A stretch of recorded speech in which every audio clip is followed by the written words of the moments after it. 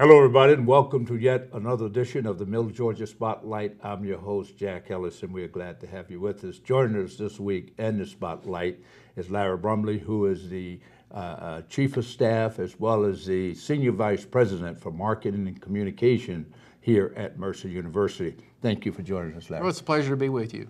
Well, you know, we said the spotlight, it's real hot in Georgia today, so we have all of us kind of in the heat. But what I want to talk to you about, several things. Number one I want to talk to you about is the Capricorn Studio. I know that has been a big initiative of the university, and you've been kind of spearheading that, overseeing it. What brought that about? Why was it important for Mercer to renovate a historic recording studio? Well, it's a long story. It would take more than your 30 minutes to tell all, so I'll see if I can truncate it. Really, the origin of that was President Underwood several years ago was looking for a place downtown to create an incubator for musicians. You know, Mercer's about talent, recruiting, retaining talent, and he felt like with all the music heritage that Macon had that there would be a place for future musicians or current and future musicians to be able to rehearse and collaborate, and kind of maybe the next Otis Redding or Little Richard or Allman Brothers could come out of Macon. So he was looking for a way to facilitate that, and couldn't find just the right facility. And then the former Capricorn Sound Studios became available again, and with downtown redevelopment and demand for housing downtown, the Lofts at Capricorn project was proposed to build new multifamily housing around the historic studio and create this kind of synergy. And so the developer purchased the building from Newtown Macon, which had bought it out of foreclosure to stabilize it with funding from Peyton Anderson Foundation, because it was put on the Georgia Trust's list of 10 places in peril in Georgia in 2010, because the building was literally falling down. And so the developer came back to the president and offered to donate the sound studios to Mercer if we would restore it as part of this development on that block on MLK. And so it was too big of a building to fulfill his desire to create this incubator. And so as we looked at it and talked about it, eventually the vision emerged to have not just an incubator in that space with rehearsal rooms for musicians to be able to rent at very low rates and have a place to rehearse and to collaborate, but also to restore the historic studio where the Allman Brothers and Wet Willie and Marshall Tucker and many others recorded back in the 70s. Because that building, the historic recording studio, was in the best shape of anything in that building. It looked like they had just literally walked out of there the prior week. It was amazingly well preserved while the rest of the building was crumbling around it. And so the decision was made to go ahead and restore the recording studio and make it a working commercial recording studio again. And then also there was a desire to create an interpretive space, a museum, if you will, to tell the story of Capricorn and how it fit in with Macon's music heritage. And so it'll have about 1,200 square feet of interactive exhibits and artifacts that tell the story of Capricorn, of how Otis Redding and Phil Walden and Alan Walden came together and formed a company, Redwall, and bought the building and planned to create a recording studio there for Otis to record in. And then, of course, he had a tragic plane crash, and it took the Waldens a couple more years to get it open in 1969. But then the Allman Brothers came along, and they were off and running. So that was that, and then there's space on the second floor above the studio that we are putting offices in there for nonprofit arts organizations like Bragg Jam and Macon Film Festival and Macon Pops, so that they have a place to have office, to have meeting space, and they can collaborate. And so under this one roof, you've got all those elements that really, the most succinct explanation of what we're trying to do with this is we're trying to leverage Macon's music heritage to create Macon's music future. And That's very important, given the fact that we lost the Music Hall of Fame, which people say you're not too much of a music city. So now we have something else coming up related to music, and the connection with Mercer, because Phil Walden was a Mercer graduate. That's correct. As a matter of fact. That's right. He started his company while he was a student at Mercer. Started booking Otis Redding for fraternity parties. I remember so well. Otis was a very good friend of mine. Yeah. And met Phil when they were 3 or 4 years older than I was, but I remember them so well. Now, Mercer, in addition to doing this, the studio, you also have another cultural, I'd say, an entertainment venue downtown that you're in charge of, even though it's owned by the county, and that is the Grand Opera House. How would there be any synergy, any type of collaboration between those two venues? Well, or is there any opportunity for that? Possibly. I think there's a tremendous opportunity as I've worked on this project over the last 2 years and traveled to Muscle Shoals and Memphis and other places and looking how they were leveraging their music heritage. Macon just has so many more assets than some of these other places that have emerged as music destinations for music tourism. We've got this revitalizing downtown. We've got not only Capricorn coming back online, but we've got the Douglas Theater, we've got the Tubman Museum, we've got the Otis Redding Foundation, we've got Grant's Lounge, which is still a music venue. You have these new stages that have been added, like at the Rookery. There are more live performance venues around downtown and really around in Macon, like the Society Garden. And so that's good for cultivating local music talent, is that they have an outlet, a place to perform. So I think if we do this right, we can collaborate and create synergies and leverage all these assets to make Macon much more of a live music scene and a music destination for our tourists who come from literally all over the world to see these places. Now, of course, the students, the core mission of Mercer is to produce students, music students, and everything else. Will the students be able to use that facility, the students is majoring in music and things? Yes, absolutely. There will be spaces. There will be space in the Mercer Music at Capricorn for classroom type settings. There will be labs for like music editing that they will have access to, and they will have a certain number of hours every month that they can record in the studio. And so yes, the Townsend School of Music will be availing itself of the Capricorn facilities. I want to share this. It's not about me, it's about Mercer and you, but I want to share this. I said Mercer's Music.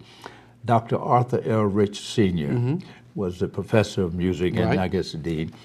And when I joined the Army, I was stationed in Europe, and his son was my commanding officer. My first Is that right? Oh, you're kidding. Wow. Yes, and he came over to visit his son and sought me out because my father worked at Mercer. Yes, wow, that's incredible. Yes, crazy. All these connections. Yeah, exactly. That's amazing. But, Mercer, you mentioned downtown, and of course downtown is very important and is getting a lot of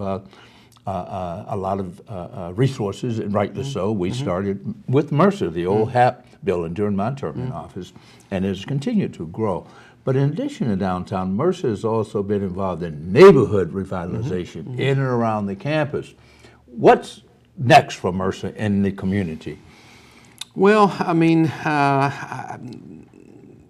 Mercer will always, I think, be interested in making Macon a better place because, it's enlightened self-interest. I mean, we can't be a great university in a dying city. So we're interested in doing things that help Macon progress. And certainly the historic neighborhoods around campus were ripe for revitalization, and Mercer's been involved in that going back to the tenure of Kirby Godsey. And so we'll continue to do that. I think there's still opportunities to work with neighborhoods to help them revitalize. Pleasant Hill is not far away, and I think there's a growing interest in the community to look at Pleasant Hill and try to find ways to help that neighborhood come back. Now, I've been lobbying to go across the interstate to Napier Heights. That's what I've been lobbying the president and others that will be the next. Bills Hill is maturing somewhat, and of course, And why I say that, I'm very keen about the history of Pleasant Hill. I lived in Yes. Pleasant Hill at one point. But this area has some of the best infrastructure. It does. The area across in Napier Heights, near Central High School and around there.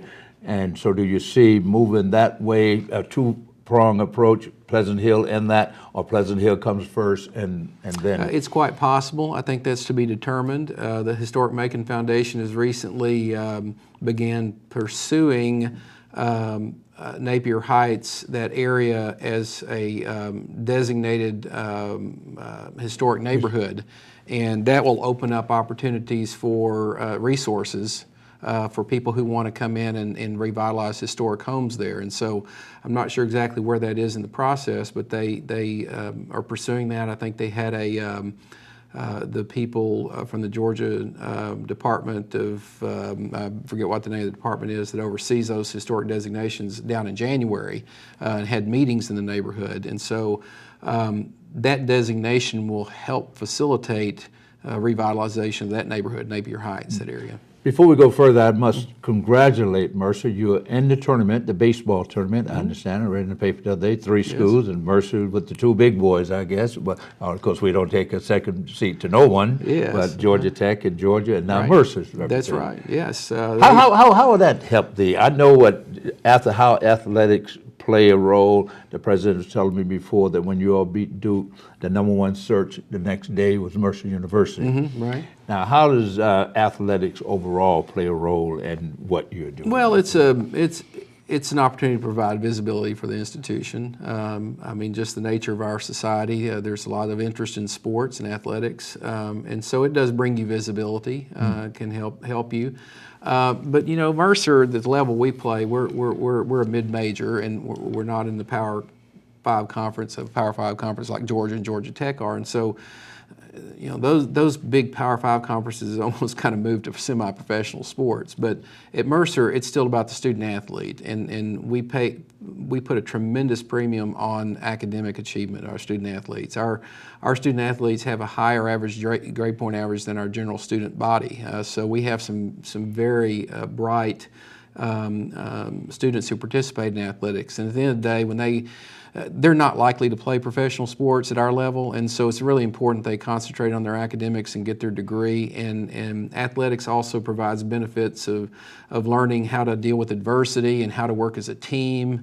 And so it has value beyond just playing the sport. It has character development, and so. That's why we do athletics at So it's Mercer. a big deal that, like you say, you're a mid-major, but yet you're in the College World, I guess, the tournament. You're in the tournament, so it's a big deal to have a mid-major perhaps competing against the big boys, if you will. Well, like the basketball tournament, the baseball tournament, all the conferences, I forget how many there are, 30-something conferences have automatic qualifiers, and Mercer earned an automatic bid to the tournament by virtue of winning the Southern Conference tournament last weekend in Greenville. So that's how it's the 4th time in the last 10 years that they've made it to the postseason. And so Mercer, our baseball team is one of only 4 programs in the country that over the last 10 years have won at least 35 games every year. The other schools are Vanderbilt and I believe Mississippi State. I forget what the other one, but it's one of only 4 in the nation that have won a minimum of 35 games every year for 10 straight years. And so it's a very consistent program that has competed every year. Well, that's very commendable and should be something that we can be very proud of. But let's get back to the campus itself. We talked a bit about the renovation that's going on, the neighborhood revitalization, as well as the new structures that's going on over near the entrance to Macon now. And I understand you've even changed your address to Mercer University Drive, so so that's where you are now on Coleman. But those units that's going up around the bridge and there, are those units strictly for students, or will they be for the general public? It's student housing. Student housing. It's all of those. It's 100% student housing. Yes. Well, you won't be building. But what about the ones near I know the developer is building the one around the studio downtown, but those are Those are anybody. anyone can. We do have a few students living down at the Lofts at Capricorn, but But that's not your deal. That's a it's not our developer, deal. I private mean, developer. anybody can live there. Okay, that's a private developer's deal. Right. This is Mercer's deal over here. Yes, well, Mercer University Drive, that new development is all student housing. So what's down the pike from Mercer? You've grown much. The football team has come in. You've got the new Hawkins Arena. A lot of things happen on that campus over my life that I've seen. But what do you see when you look down the road 10, 20 years from now? Will the medical school be bigger? The engineering school be bigger? Will there be a larger undergraduate school? Will there be more campuses throughout the state? How many campuses do you have now in the state? Well, Mercer has two primary campuses in Atlanta and Macon. Right. Our Atlanta campus is primarily a graduate and professional campus, mostly graduate programs. Our medical school has campuses in Macon, Savannah, and Columbus, and we just 2 weeks ago announced that we'll be expanding our Columbus Medical School campus from a 2-year program to a full 4-year program. And so the first-year students will be entering the medical school in Columbus in 2021. We've got to build out some facilities over there and hire some scientists and faculty members. But ultimately, when that campus reaches full enrollment, Mercer will have over 740 MD students on those 3 campuses, which would make us the 5th largest private medical school in the country. So that's professional schools. What about the undergraduate? Is there a growth path that you're on that you have that we want to grow to 10,000 students? I now think, what is it, 5,000, 6,000 undergraduates? Well, in Macon we have about 3,500 undergraduates. That's up about 70% from 8 years ago. We've grown from 2,300 undergraduates in Macon to 3,500 just over the last 8 years. This fall we'll be pushing 3,700, 3,800. So that's why we're building that additional student housing is there's tremendous demand for Mercer education, and the Board of Trustees a couple of years ago set a cap of 3,500 undergraduate students in Macon, which we surpassed this past fall, and so they had to raise the cap to 3,750.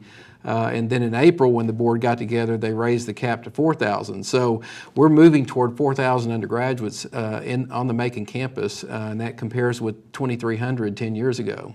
So we're growing significantly in Macon. Well, Mercer obviously has been a very good partner for the city in more ways than one, not just city government, but the city at large. What is the economic impact, or do you have those numbers? Would you have any care to just guesstimate? What is the economic impact? What does it mean to have a Mercer University with all these students in town? Well, that's a good question, and we haven't done a precise study of that in many years. It probably would be good to do that. So I really can't give you a clear answer on that. But obviously, with the growth that we've experienced the last few years, as our undergraduate student population has grown, we've also had to hire more faculty and more staff, and so that number has grown as well in Macon. But you know, Mercer has an increasing footprint in Macon, and we really consciously try to do that in a way that is a benefit to the community and not a detriment. Macon is exceedingly blessed to have an array of higher education opportunities, really a full range, which is pretty unusual for a city of our size. We have the largest technical college in the state based in Macon, and a very good one. We have Middle Georgia State University, a 4-year public institution. We have Wesleyan College, a private liberal arts college, and then you got Mercer, which is a national doctoral research university. And to have that array of higher education opportunities in a county of 150,000 people is very unusual.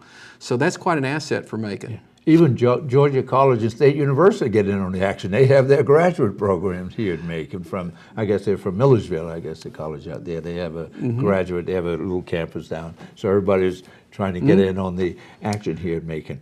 Well, obviously we know, like you said, it's incalculable right now as to what Mercer means to this community and what the community means to Mercer, vice versa.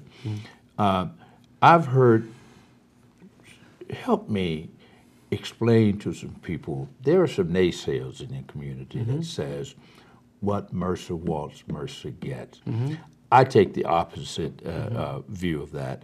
I say what's good for Mercer is good for Macon, and what's good for Macon ought to be good for Mercer. That's how I look at it. So what would you say to people, and I think they're ill-advised in their comments, but how would you explain to them as to what we're trying to do here and what you are doing here? Yeah, and this should do educating young minds. I hear that. I think I came from another institution, private institution, that was in a similar size community as Macon, and you know, we're kind of a big target, and so it's easy for people to you know, criticize, and so we are certainly not perfect. We make mistakes, but I just, you know, Macon without a Mercer University would be hard to comprehend. You know, one thing, you know, last year United Way of Central Georgia gave our student body their Volunteer of the Year award. A lot of people don't know, you know, our students perform over 500,000 hours of community service every year. It's not highly visible. We have hundreds of Mercer students in elementary schools around Bibb County tutoring kids, helping them get up to reading level by 3rd grade. We have students volunteering with organizations like Habitat for Humanity and Rebuilding Macon, and so, and they're out there in the community every day helping people, and the combined effect of all that just makes Macon a better community, and a lot of people just don't see that. They see Mercer growing and building buildings, and so the perception is Mercer gets what Mercer wants, but I can attest that is not true. Mercer does not always get what Mercer wants, far from it, but we try to be a good community citizen because we are part of this community. Our faculty and our staff live here, and huge payroll. Those professors. Huge payroll. That's right. But it's part of Mercer. I mean, it's in Mercer's DNA. Mercer has always been a institution that is committed to service and to making the world a better place, and that begins in our community. You know, we have a tagline that at the university, at Mercer, everyone majors in changing the world, and our students and our faculty really embrace that, but we also have a saying, changing the world starts at home. And so Macon is part of the world, and we spend a lot of time and effort, and our students do, in trying to make Macon a better place. And you're doing a good job. And I had to explain to someone the other day, and if you're watching, I tried to explain to you how Mercer has eliminated blight. And I started with the Music Hall of Fame, even though we were all sad to see the Music Hall of Fame leave, but it was sitting empty. And it could have turned into blight. It was just sitting there. But yet Mercer took it, repurposed it, reused it for a good purpose, for medicine downtown. And I can tell you it would have been cheaper to build a new building. Is that right? The amount of money it took to renovate that building. To repurpose it. Yeah. It wasn't obviously designed to be a medical clinic, and so retrofitting it to do that was quite expensive. But again, President Underwood, he just did. He saw that that would be a bad thing for Macon to have another boarded up building downtown, and so. He said, we're going to take that building and repurpose it rather than have it just boarded up. So you've been a big, a prime mover, if you will, not a prime mover, but a big part of eliminating blight, because if you look around where Tender Heights and all of those houses where you're now building student house, that was blight. Those are blighted areas. Now, the people who lived there were good people, but they were living in some substandard conditions. And then the Capricorn Studio, which we were talking about, that was blighted for all of those years. It was. So you've been a big, been at the forefront of eliminating blight in this town. Whether that was your goal when you set out, but it is that has been the result. So as I was saying, Mercer, do you see any more major? Or are you all going to take a? After you get through this, you're going to take a breather for a while. Can we see any more buildings or things of that nature going on? We probably will take a bit of a breather. We're finishing up the renovation of our former science building. You know, we built a new science building last year, and we've been renovating the old science building to repurpose it, and that work will be done this summer. And the student housing, new student housing will be finished this summer. We probably will take a breather for at least a year. But we're in the process right now of building some new intramural fields just a couple of blocks from campus that's removing 3.5 blocks of blight. Yeah. Well, Speaking of, you said earlier you came. How long you been in Macon now?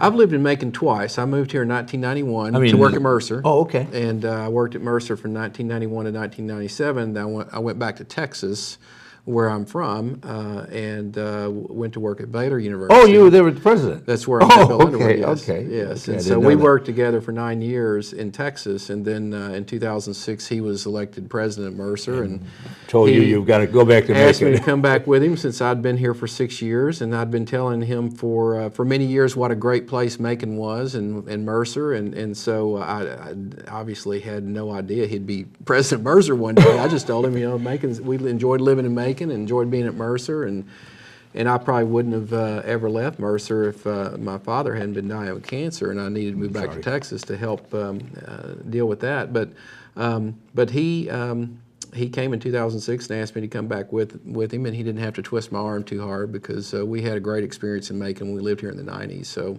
it was great to be back here. So you saw the Hugoton Heights when it got started with Yes, I did. Mercer giving $30,000 to Mercer's professors, how that area came back to life as a result of Mercer's Yes, professors. that's right. I had the pleasure of working with President Godsey when he was president, when he started that back in the early 90s, really. Yeah, yes, I remember. And so President Underwood and Chancellor Godsey are very similar in their vision and view for how the university should be a good community citizen. And your background was academics or administration? At My the background is I university started as a journalist. A journalist, right, okay. and then went into public relations and higher education, and made it to Mercer, or to Macon in 1991 to work at Mercer, and it was good to come back in 2006. Now, you mentioned earlier, we don't have about 2 minutes left, but I want to talk a little bit about this. We primarily want to talk about Macon, but like you said, Mercer Tennis is in Columbus and Savannah. The medical school that was created in Columbus, Reese, you said 2 years, you kind of said 2 years, you're going to a 4-year. What does that mean? Does that mean we're going to be producing more doctors, I guess? Yes, absolutely. That's the goal. Mercer's Medical School's mission since its founding in 1982 has been to prepare primary care physicians for rural and underserved areas of Georgia. And the need today is as great as it's ever been. And so we need more doctors in Georgia, and we particularly need them in rural and underserved areas. And so the Columbus campus will help. Southwest Georgia is one of the most underserved parts of the state, and having a full 4-year medical school campus in Columbus will help influence producing more doctors for a much needed area. Okay, so Mercer, so those students, they will be able to do their whole medical training without setting foot on this campus? That's right. Self-contained? That's right. They'll be able to do full 4 years of medical school in Columbus, and then, of course, physicians do residencies after they graduate. And data show that medical students tend to return to the area where they did their medical school training after their residencies, and so that bodes well for that part of the state in the future. 20, 30, 40 years down the line, there will be more doctors in that part of the state than there would have been without that medical school campus. Well, we're glad they're over in Columbus. I was stationed in Fort Benning for a while, but we're going to claim them as Mercer graduates from Macon, That's right, Georgia, absolutely. even though they'll be in Columbus. We've been speaking with Larry Brumley. I know a Dale Brumley. Larry Brumley, who is the chief of staff at the university. He's also the executive vice president for marketing and communication. And we'd like to thank you all for joining us this week, and we'd like to thank you for joining us here as well. Thank you for having me. And keep up It's the a good pleasure. work. Keep up the good work. Congratulations. Thank you. Until next week, I'm your host, Jack Ellis. Thank you so much for joining us. And if you're watching on YouTube, we're on YouTube, go to us, like us, subscribe to our channel, our YouTube channel. Until next week, I'm your host, Jack Ellis. Goodbye.